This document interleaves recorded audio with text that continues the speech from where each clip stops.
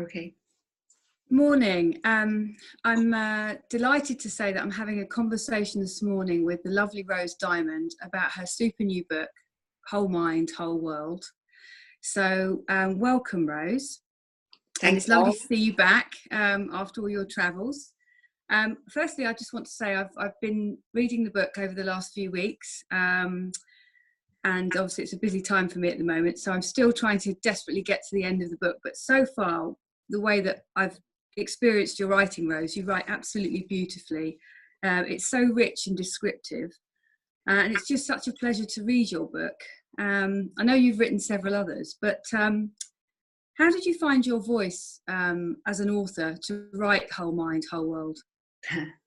Well, first of all, thanks, Lara, for being here to have this conversation with me, and thank you for your feedback about my writing. That's wonderful to hear. I think that's a really interesting question about an author's voice. How do we find our voice? I'll go back to actually when I first found my author's voice, which was when I was 28 years old, and I was going through a bit of a crisis, a life crisis, and I just spontaneously started to write poetry.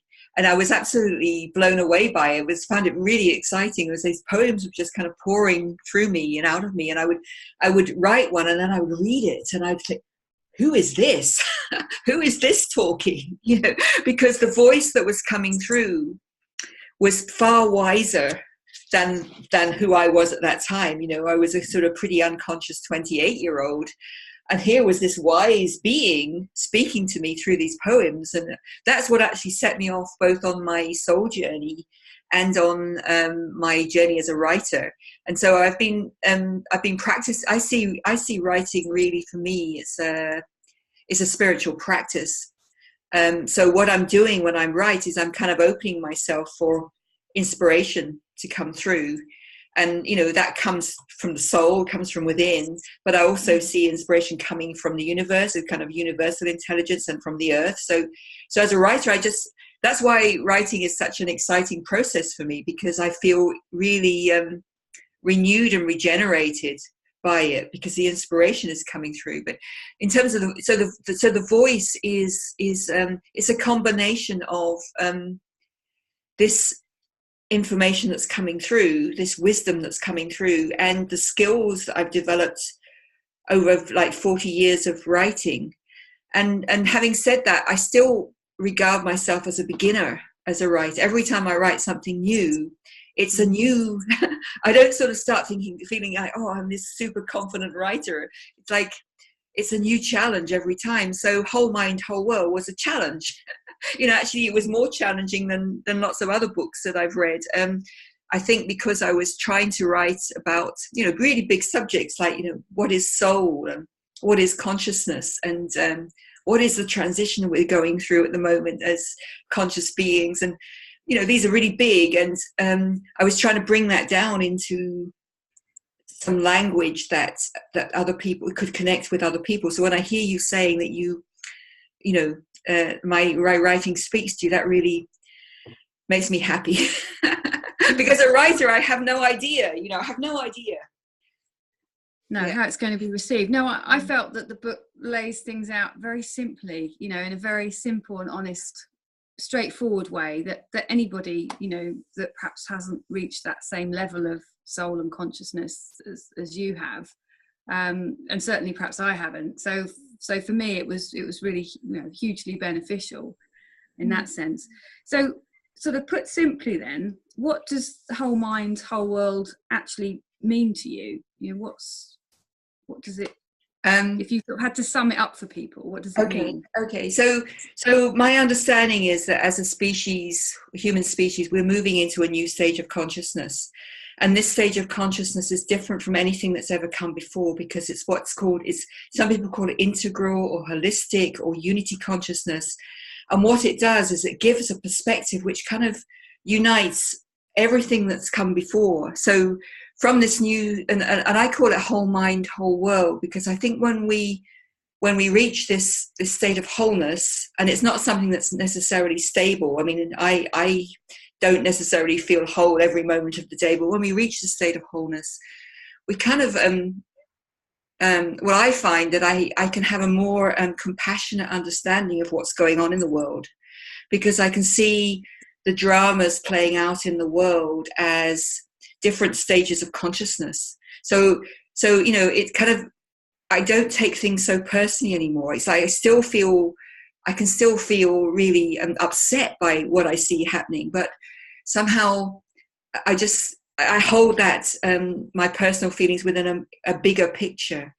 And I think when we get to this place where we can hold that bigger space, that bigger picture, we have more creative freedom. We can act more freely, because our emotions aren't so taken up with reacting and feeling upset and feeling angry.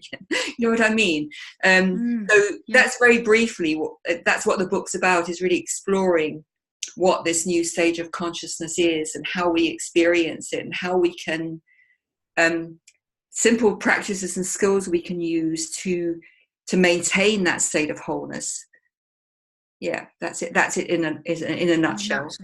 Great. No, I mean, as I say, you've been very honest and open about your life, and shared openly the sort of hard and difficult times that you faced.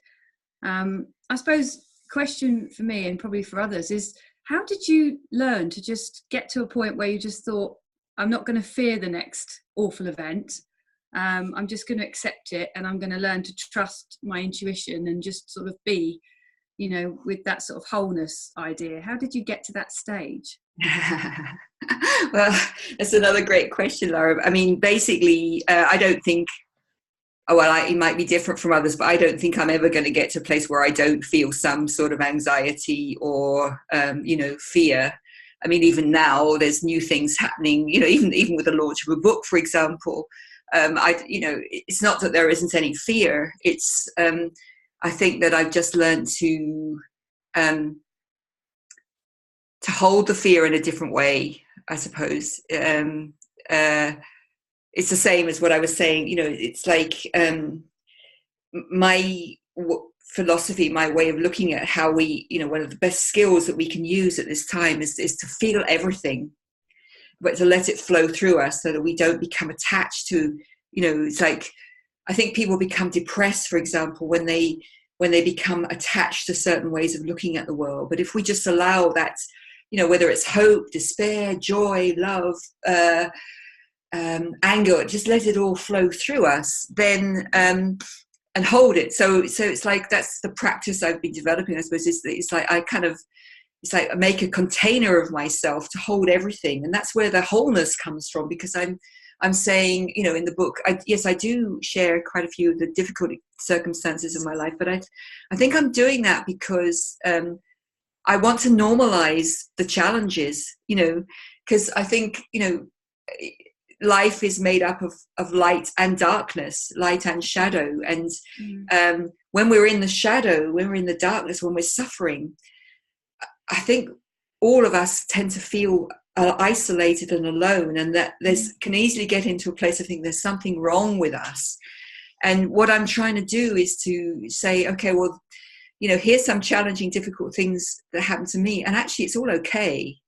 It's just part of being human, and that the more we can just flow through that and feel it all and accept it all and love it all, love ourselves through it, the more we then move into this new state of wholeness or whole mind, which is actually about embracing everything.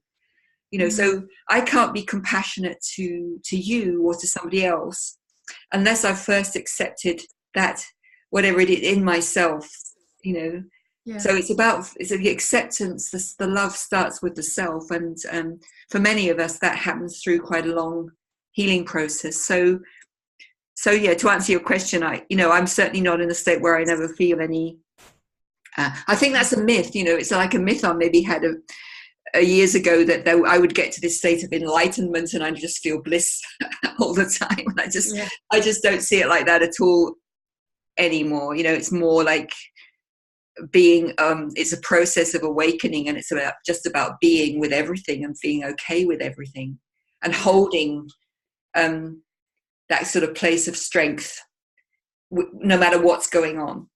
Yeah, absolutely. I mean, another area that you touch on in the book as well, you talk about your lovely soulmate. Well, in fact, you talk about several soulmates, and interestingly, you talk about obviously Woods.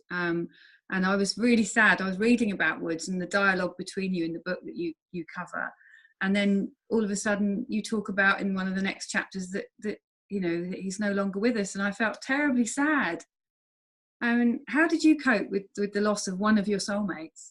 Well, yeah, I can still feel it in my heart when you know, it's 3 years ago since Woods died, and yeah, he was the person in my whole life that I felt had sort of understood me the best. You know, he was like the person in my whole life that was the closest to me.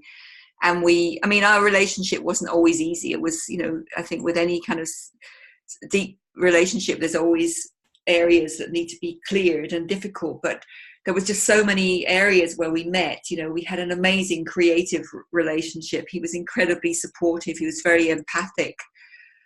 So when he died, it was, it was a huge loss to me, and it still is a huge loss to me because he's irreplaceable. You know, I mean, there's never going to be another Woods. So how did I cope? Well, first of all, I mean, he died of lung cancer, and we knew that he was dying. So we had 3 months actually from the point where he was told he was definitely on his way out to when he died. So we had 3 months to say goodbye. So that helps. 6 months later, my brother died, and he just went poof, just like that, you know, gone.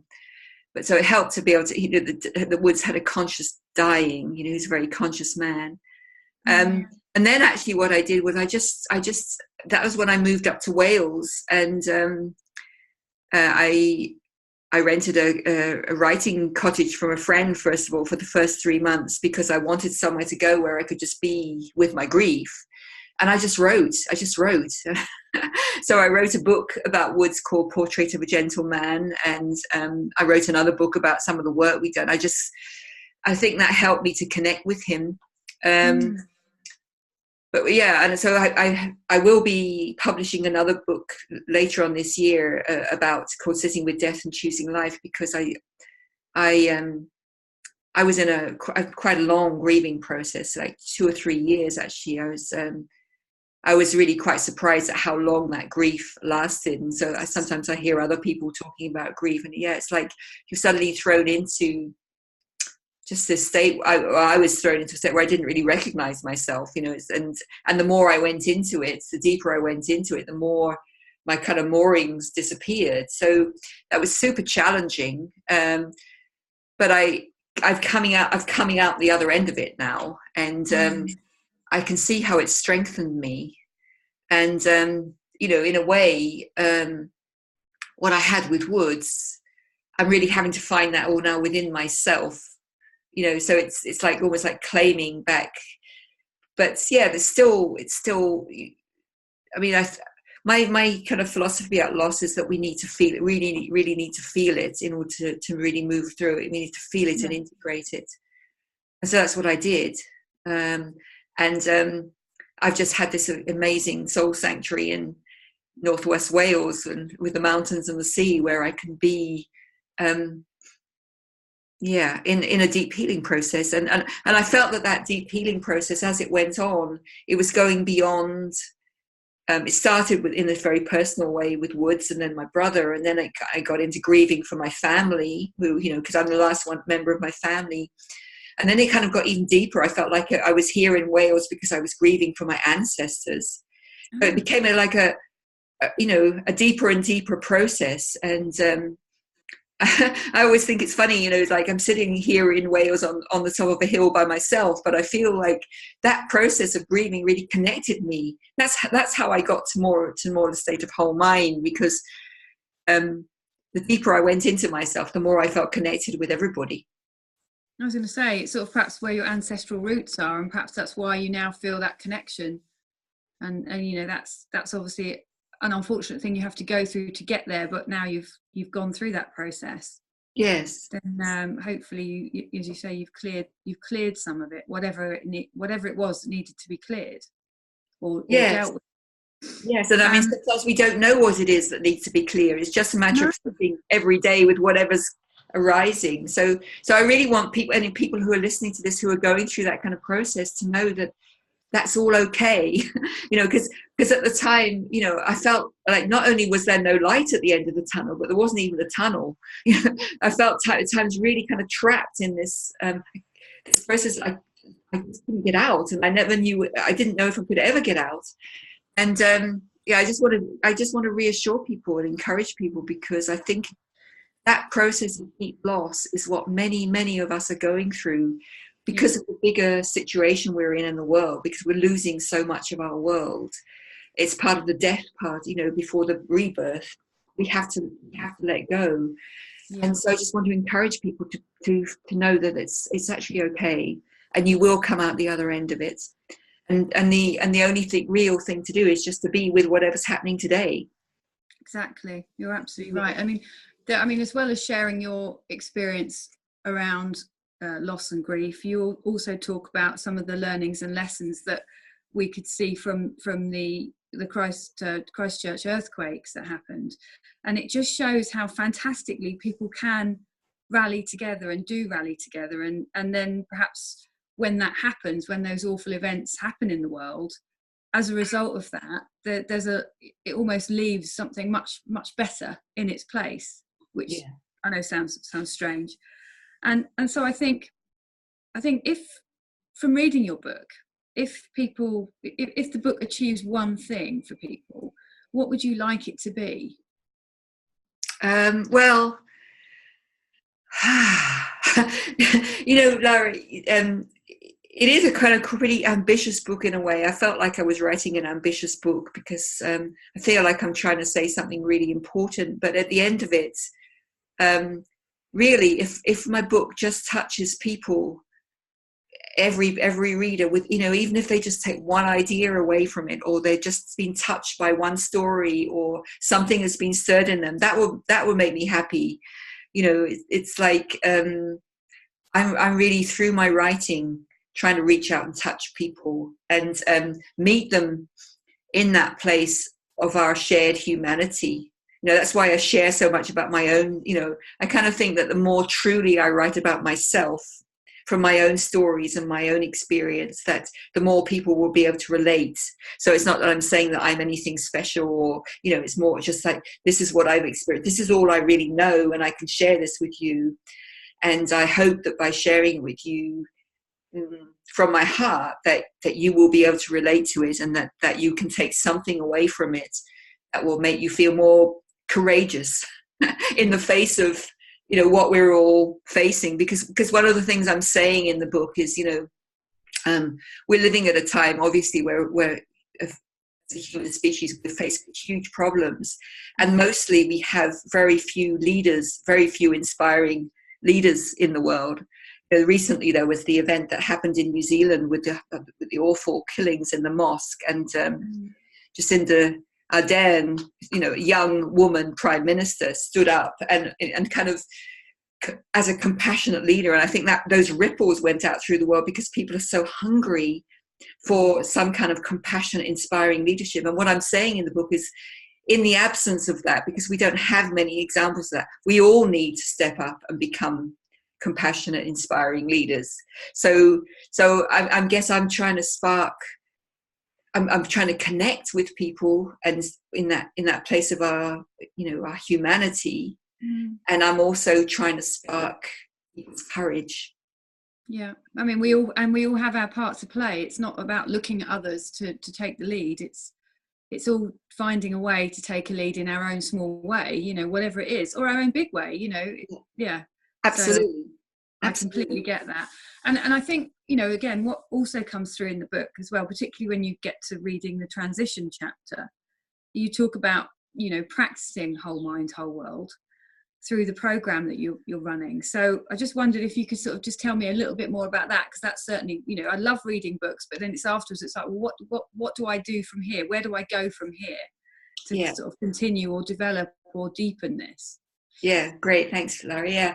So this is a program, once the book is out, I'm going to start offering this new program, and it's going to be a 6-month program, because I want to take a small number of people through an in-depth process where I can really support them.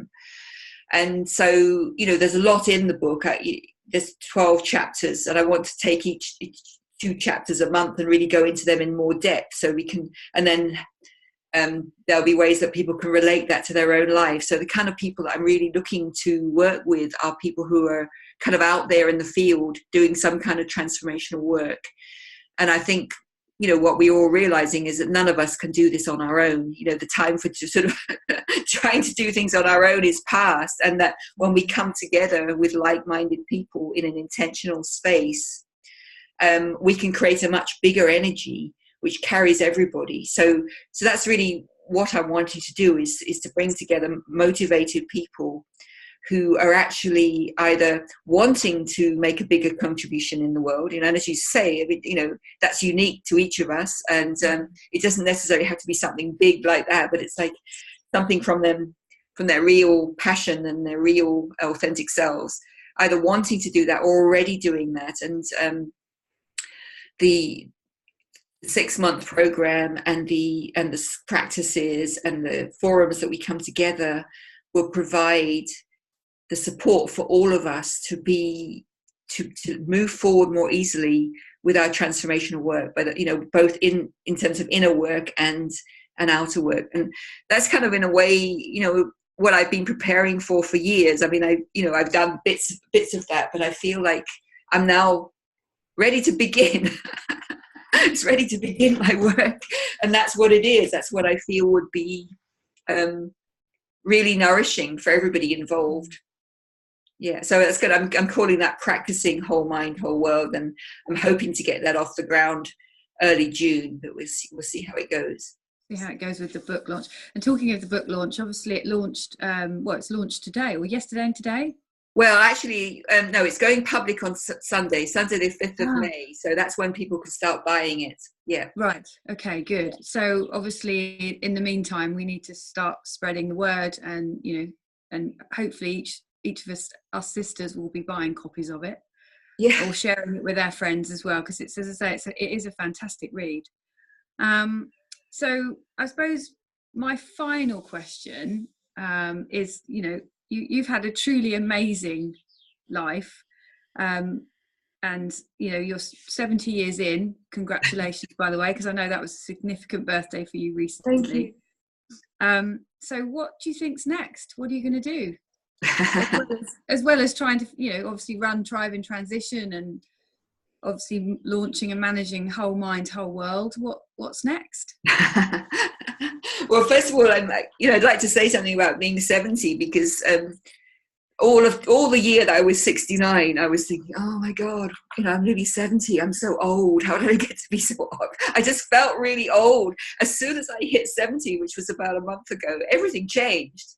I mean, I now feel, I'm not even really talking about age anymore. I feel ageless, because I don't know, something just got released. So I feel like I really am, I talked about the deep healing process I've been through, and that was in a way. And then, what I've been doing recently is getting rid of a lot of physical stuff as well, like physical possessions that I've had for years. And so lightening up in that way, in order to move into this new chapter. So, some of my heroines are, Barbara Marx Hubbard, who's recently passed on, and Jean Houston, and some of these elder women who are just so full of energy still, and so full of wisdom. And, and we have the Silver Tens and Silver Synergy, where we're kind of celebrating moving into our elderhood. And I really feel like I've arrived at this place of being an elder. So as to what's going to happen next, yes, I've got a lot of work to do. I've got a lot of writing that I've already done, which I'm going to be sort of revamping and then putting out, and new books to write, and teaching to do, and retreats to run, and all that sort of thing. And in between all that, I also want to travel more in Europe, and I've already been invited to go and stay in France for a while. So it's, I don't know, I'm really, what's part of what's opening up for me within this new chapter is that I feel like I'm more connected, even more connected with soul. I've been following my soul for 40 years or more, but it's like mind isn't really in the picture anymore. It's just like things are sort of happening quickly and spontaneously, and I'm just saying yes to things. And it's almost like, soul has taken over. It's just saying, well, this is where you need to go now, Rose, and that's what you need to do next. And so I'm just really focusing on, what do I need to do today to take this next step, and then this next step, and trying not to hold any kind of great expectations about it all, but just to see how it unfolds, and just continue to live my life as an adventure, which is what I've done.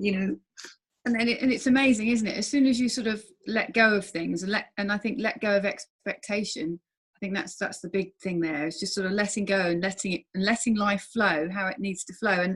And I think the other thing I would say is that, in terms of the work that, or just having the support through the Silver Tent, Silver Synergy, of all these other amazing women out there that are all sort of, and we're all different ages, but we're all coming together and doing some really amazing things, and or just doing things to support each other. And I think that's absolutely incredible. And I've never, I just feel so supported, and just, and I think, and that's what makes us all then be able to strike out and do the things that we've always dreamt of doing. Absolutely. So I think there's just such an incredible value to that. So I feel really blessed that I've obviously got involved in the Silver Tent and actually got to know you, and got to now read your truly amazing book. And as I say, it's just all part of my amazing journey too. So thank you. Well, thank you. It's lovely to talk to you. And as I say, I really, really hope that come Sunday, the book kind of goes really well, and is amazing, and it also then connects us all to more, perhaps more people that are on that transitional journey, and that see the whole benefits and the whole purpose of Whole Mind, Whole World.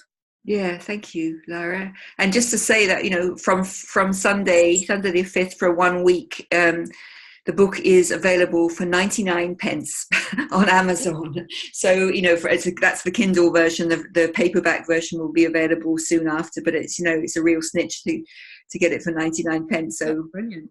And that's only for a week from Sunday. For 1 week, okay. From this coming Sunday. Okay. Good. Okay. Well, we need to get busy and spread the word then, don't we? So yeah. And it's amazing. And I'm sort of still trying to desperately finish the book, but between moving house and moving around the country, I found it quite difficult at the moment. But rest assured, I will get it finished, and you will see a review on Amazon shortly. So as I say, I wish you all the very best, and I can't wait to read or get involved in the next stage of the journey for Rose. That's wonderful.